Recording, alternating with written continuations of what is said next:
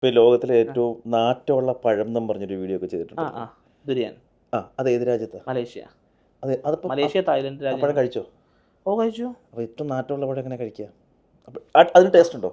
നമ്മുടെ ചക്ക ഉണ്ടല്ലോ, ചക്കൻ്റെ ഒരു 10-50 ഇരട്ടി സ്മെല്ല്. ചക്കയ്ക്ക് എന്തായാലും ഒരു നല്ല സ്മെല്ലുണ്ടല്ലോ. നല്ല സ്മെല്ലാണ്. അതൊരു 50x പവറിലുള്ള സാധനമാണ്. ടേസ്റ്റ് ഭയങ്കര ഹെൽത്തിയാണെന്ന് എല്ലാവരും പറഞ്ഞു. പക്ഷേ നമുക്കത് മനസ്സിൽ വിചാരിച്ചിട്ട് കഴിക്കാൻ പറ്റുന്നില്ല. കാരണം നമ്മൾ അപ്പുറത്തുള്ള ഒരുപാട് പേര് ഇരുന്ന് കഴിക്കുന്ന കാണണം, ഒരു ഫീലായിരിക്കും. ഇത് എങ്ങനെ ഇവർ കഴിക്കണത്? അപ്പുറത്തുള്ളവരൊക്കെ ആ ഒരൊറ്റ കിലോന് 900 റുപ്പീസിൻ്റെ അടുത്ത് വരുന്നുണ്ട് നമ്മുടെ ഇന്ത്യൻ രൂപയായിട്ട്. അതെ, നല്ല ക്വാളിറ്റിക്ക്. അതേപോലെ ഫ്രൂട്ട്സ് എവിടെ നിന്നൊക്കെയാണ് വെറൈറ്റി നമ്മൾ കേൾക്കാത്ത ഫ്രൂട്ട്സ് ഏതൊക്കെയെന്ന് പറഞ്ഞുതരാം. ഫ്രൂട്ട്സ് ഒരുപാടുണ്ട്. ഇപ്പോൾ ഞാനിപ്പോൾ നമ്മളെ മുസ്തഫയ്ക്ക് ഉണ്ട്, AK മുസ്തഫക്കാൻ്റെ മാർക്കറ്റിൽ നിന്ന് പോയിരുന്നു. അപ്പോൾ ഒരുപാട് സാധനം.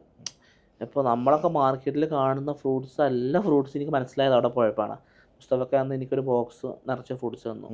ഫ്രൂട്ട്സിലാണെങ്കിൽ ഒരുപാട് വെറൈറ്റീസ്. അപ്പോൾ നമ്മളിപ്പോൾ ആപ്പിൾ, പക്ഷേ മുസ്തഫക്ക എനിക്ക് ന്യൂസിലാൻഡിൽ നിന്നൊരു ആപ്പിൾ തന്നു, റോക്കറ്റ് ആപ്പിൾ. അത് ചെറിയ ഒരു ബോക്സിൽ. അത് കഴിക്കുമ്പോൾ നമുക്ക് അതിൻ്റെ ഫ്രഷ്നെസ് മനസ്സിലാവുന്ന അപ്പോഴാണ്. അതായത് ഇപ്പോൾ ഇവിടെ കിട്ടുന്ന ആപ്പിൾ, നോർമലി നാട്ടിൽ കിട്ടുന്ന ആപ്പിളും ഇവിടെ നിന്ന് കിട്ടുന്ന ന്യൂസിലാൻഡ് ചെറിയൊരു മിനി ആപ്പിൾ ഉണ്ട്. അങ്ങനെ അത് പിന്നെ ഒരുപാടുണ്ട്. ഇപ്പോൾ കൊളംബിയൻ്റെ ഒരുപാട് ഫ്രൂട്ട്സ് ഉണ്ട്. ഇപ്പോൾ പല കൺട്രീസിൻ്റെയും മാംഗോസ് ഉണ്ട്, പല സംഭവം. അതായത് എല്ലാ കോമൺ ഫ്രൂട്ടിൽ തന്നെ ഓരോ തരങ്ങളുണ്ട്, പല തരം. ഇപ്പോൾ തായ്ലൻഡിന് തന്നെ ഒരു ഇളനീരുണ്ട്. അത് നമ്മുടെ നാട്ടിലെ ഇളനീരും അവിടുത്തെ വളരെ മാറ്റമുണ്ട്. ഏതാ ടേസ്റ്റ്? പക്ഷേ എനിക്കിഷ്ടം നാട്ടിൽ തന്നെ ഒന്നുകൂടി ആ ഒരു കുറച്ച് ചെറിയ വിഷമൊക്കെ അടിച്ച് അതൊക്കെ ഇഷ്ടം. നാട്ടിലെ ഇളനീരിന് വിഷടിക്കുമോ? പിന്നെ മറ്റേ വേരറുത്തിട്ട് ഒരു സാധനം കെട്ടിയിടും. അതെ, അപ്പോൾ പെട്ടെന്ന് ഞാൻ എൻ്റെ വീട്ടിലെ നിങ്ങളുടെ വീട്ടിലെ കറിക്ക് ഓക്കെ ആയിരിക്കും. ഒരുപാട് ഗിവ് അവേസ് ഇപ്പോൾ കാണുന്നുണ്ട്. അപ്പോൾ ഗിവ് അവേസ് ഈ ഫോളോവേഴ്സിനെ കൂട്ടാനുള്ള പരിപാടിയാണോ അതോ ക്ലയൻസിനുള്ള മെച്ചമുള്ള പരിപാടികളോ? ഇപ്പോൾ ഇന്നോവ ഉമ്മയായിരുന്നു അത്.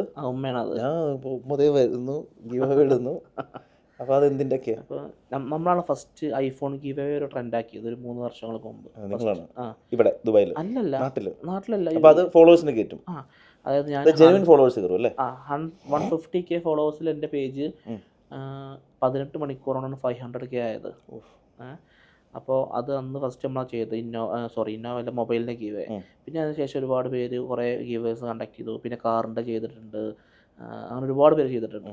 അപ്പോഴൊക്കെ ഇത് ഇപ്പം എല്ലാം പറഞ്ഞാൽ ഇപ്പോൾ ക്ലയൻസിന് ഇപ്പോൾ ഫോളോവേഴ്സിന് പേജ് ഫോളോവേഴ്സ് റീച്ച് ചെയ്യാൻ വേണ്ടിയിട്ട് മാത്രമാണ് ഇപ്പോൾ ഗീവേഴ്സ് നമ്മൾ കണ്ടക്ട് ചെയ്യുന്നത്. നമ്മളെ പേജ് ഇപ്പോൾ ആളുകൾ കാണുന്നുണ്ട്. നമ്മളെ പേജിന് പിന്നെ ബൂസ്റ്റ് ചെയ്യേണ്ട ആവശ്യമൊന്നുമില്ല. ഫോളോവേഴ്സ് ഇട്ടിട്ട് പോകാറുണ്ടോ? അൺഫോളോ ചെയ്ത് പോകാറുണ്ടോ? പിന്നെ എന്തുകൊണ്ടായിരിക്കും? അത് ഗീവ് കഴിഞ്ഞ് അൺഫോളോ ചെയ്യും ഒരു 10% to 15% മാത്രം. അതൊരു ഈഗോ പരിപാടി ആയിരിക്കും അല്ലേ?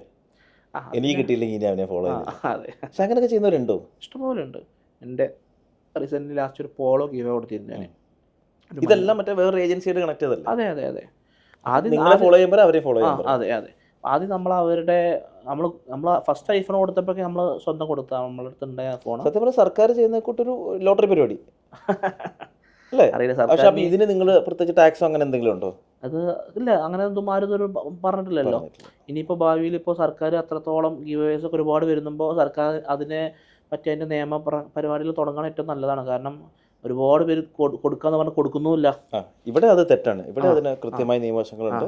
കൊടുത്തില്ലെങ്കിൽ ആള് വന്നില്ലെങ്കിൽ മറ്റേ ഏജൻസി ഇവിടുത്തെ ഗവൺമെന്റിനെ ഏൽപ്പിക്കണം. അങ്ങനെയൊക്കെ ഉണ്ട് ഇവിടെ. GCC കൃത്യമായ നിയമമുണ്ട്. നാട്ടിൽ അങ്ങനെ ഒന്നുമില്ല. അപ്പോൾ അതുകൊണ്ട് ചിലർ ഞാൻ 100K ആയാൽ ഈ കാർ നിങ്ങൾക്ക് തരാം അങ്ങനെ പറയല്ലോ. അപ്പോൾ ഒരു 50, അപ്പോൾ ചില ബുദ്ധിയുള്ളവൻ എന്തായാലും ഫോളോ ചെയ്യൂല.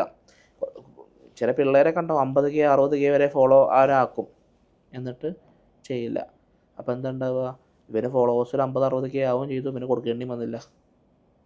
അങ്ങനെ പറ്റിക്കുന്ന ഒരുപാട് പേജുകൾ നമ്മുടെ നാട്ടിലുണ്ട്. സർക്കാർ ഇതിനെന്തെങ്കിലുമൊക്കെ തീരുമാനം കൊണ്ടുവന്നിട്ട് നല്ലതായിരിക്കും. ഇവിടെ ആരെങ്കിലും കേസ് കൊടുത്താൽ കേരളത്തിൽ സർക്കാർ ഇടപെടാറുണ്ടോ? കേരള ഗവൺമെൻറ്റുമായിട്ട് ചേർന്ന് എന്തെങ്കിലും പരിപാടി ചെയ്തിട്ടുണ്ടോ? നമ്മളൊരു പഞ്ചായത്തിൻ്റെ അങ്ങനെ ഒരു ഇവൻറ്റ്സ്, മുനിസിപ്പാലിറ്റിയുടെ അല്ലെങ്കിൽ പിന്നെ മലപ്പുറം ജില്ലാ പഞ്ചായത്തിൻ്റെ ഒരു ഇവൻറ്റ്സ് ഇപ്പോൾ ഓരോന്നും നമ്മൾ ചെയ്യാറുണ്ട്. ഇപ്പോൾ ഓരോ വേൾഡ് ഹെൽത്ത് ഓർഗനൈസേഷൻ്റെ ഭാഗമായിട്ട് ചില ഇവൻറ്റ്സിനൊക്കെ ഓരോന്ന് അറ്റൻഡ് ചെയ്തിട്ടുണ്ട്. ഇത്രയും ഹോട്ടൽസിൽ പോയിട്ടുണ്ട്, ഒരുപാട് കല്യാണ പരിപാടികൾ പോകുന്നുണ്ടല്ലോ. ഇത് വിളിച്ചിട്ട് പോകണോ വലിഞ്ഞെറി പോകണോ? വലിഞ്ഞെറി പോകുന്നുണ്ട്, ഇഷ്ടംപോലെ ഉണ്ട്. അതിൽ ചില നമ്മുടെ കാറ്ററിംഗ് ക്ലയൻസ്, നമ്മുടെ സുഹൃത്തുക്കൾ, പിന്നെ നമ്മുടെ സുഹൃത്തുക്കൾ, നമ്മളൊരു ഒരു 30-40 കാറ്ററിംഗ് എന്ന് പറഞ്ഞാൽ കല്യാണത്തിൻ്റെ ഷൂട്ട് നമ്മൾ ചെയ്തിട്ടുണ്ട്. അതിലൊരു 10-15 എൻ്റെ വളരെ ക്ലോസ് ഫ്രണ്ടുകളുടെ കല്യാണമാണ്. ബാക്കിയുള്ള നമ്മളെ കാറ്ററിംഗ് ക്ലയൻസിൻ്റെ കല്യാണമുണ്ട്. അങ്ങനെയൊക്കെ ആയിട്ടുണ്ട്. ഇപ്പോൾ വെറുതെ ഇപ്പോൾ എല്ലാ ദിവസവും ഒന്നും ഇങ്ങനെ വർക്ക് കാണത്തില്ലല്ലോ. അപ്പം ചില ദിവസം ഫ്രീ ആയിരിക്കും. നമുക്ക് വേറെ ബിസിനസ് ഉണ്ട്. എനിക്ക് എന്താ ബിസിനസ്? നമുക്ക് ട്രാവൽ ഏജൻസി ഉണ്ട് ഇവിടെ നാട്ടിൽ. ഏതാണ്? പ്ലാൻ ബി ബൈ ബാസിൻ സ്പ്ലേറ്റ് എന്നാണ്. Plan B basin plate travel agency. Okay. അപ്പോൾ അത് നമ്മൾ റിസോർട്ട് ബുക്കിങ്സ് അതുപോലെ ഇൻ്റർനാഷണൽ ഹോളിഡേയ്സ് കാര്യങ്ങളൊക്കെ നമ്മൾ പ്രൊവൈഡ് ചെയ്യുന്നത് അങ്ങനെ ചെയ്യുന്നുണ്ട്. ഈ വെറുതെ അല്ലെങ്കിൽ ചുമ്മാ വീട്ടിലിരിക്കുമ്പം ഉമ്മ അടുത്തില്ലാത്ത സമയത്ത് എന്ത് കഴിക്കാൻ തീരുമാനിച്ചാൽ നിങ്ങൾ കഴിക്കാൻ പോകുമ്പോൾ ആളുകൾക്ക് മനസ്സിലാവും ഇവനാണല്ലോ, അങ്ങനെ കയറി പോകാറുണ്ടോ? എങ്ങനെ? അതായത് ഒരു ക്ലയൻറ്റ് വിളിക്കാതെ വെറുതെ ഒരു ഹോട്ടലിൽ പോയി കഴിക്കാറുണ്ടോ? ഇഷ്ടം പോലെ പോവും. ഞാനിപ്പോൾ ലാസ്റ്റ് വീക്കിൽ ഒരു 1 month ago പോസ്റ്റ് ചെയ്തത് ഇപ്പോൾ നമ്മൾ കാസർഗോഡ് ഒരു കഞ്ഞിക്കടയിലാണ്. അത് വളരെ ഫേമസ് ആയിട്ട് അങ്ങനെ പോകുന്നുണ്ട്.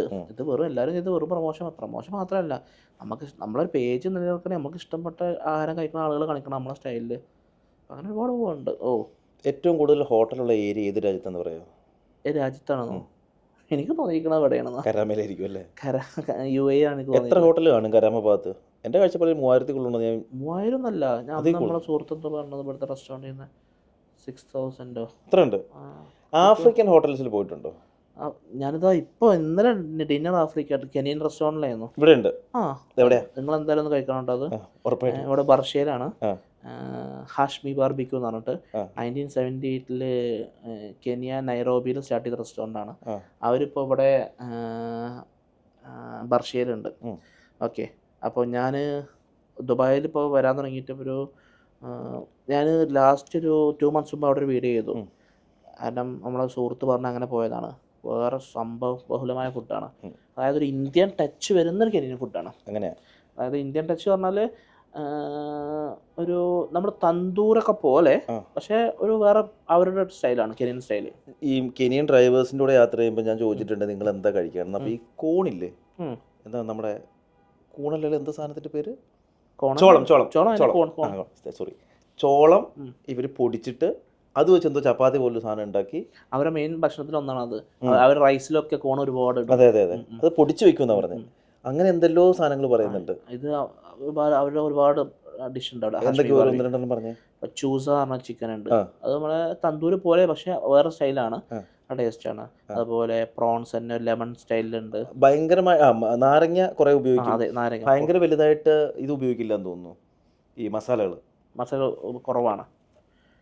പിന്നെ പുളി അവർ നന്നായിട്ട് യൂസ് ചെയ്യും, ടാമറിൻ്റെ, അങ്ങനെയൊക്കെ. വേറെ നാഷണാലിറ്റീസിൻ്റെ കൂടുതലും നിങ്ങൾക്ക് ഇഷ്ടപ്പെട്ടത്? പിന്നെ ഇഷ്ടപ്പെട്ട എനിക്ക് നമ്മുടെ സിറിയ, ലെബനാൻ, അവരുടെ ഭക്ഷണം. അറബിൽ പെടുമല്ലോ. അറബിൽ തന്നെ. അറബല്ലാതെ ഞാൻ കൂടുതൽ കഴിക്കാറ്. പിന്നെ ചൈനീസ് കുറവാണ്. കുറവാണ്. കൂടുതൽ എനിക്ക് ഏറ്റവും പ്രിഫർ ചെയ്യാനൊരു 50% അബവ് കഴിക്കാറ് അറബാണ്. പിന്നെ ഇപ്പം ഇങ്ങനെ എപ്പോഴും ട്രൈ ചെയ്യും.